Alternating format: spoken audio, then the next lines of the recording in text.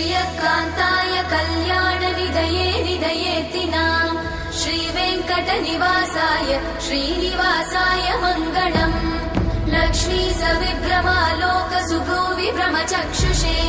चक्षुषे सर्वलोकानां वेङ्कटेशाय मङ्गलम्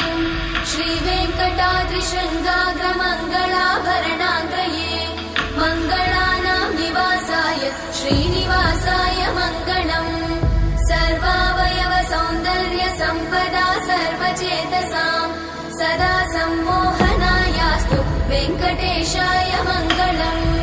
नित्याय निरवध्याय सत्यानन्दचिदात्मने सर्वान्तरात्मने श्रीमद् वेङ्कटेशाय मङ्गलम् स्वतः सर्वविदे सर्वशक्तये सर्वशेषिने सुलभाय सुशीलाय वेङ्कटेशाय मङ्गलम्।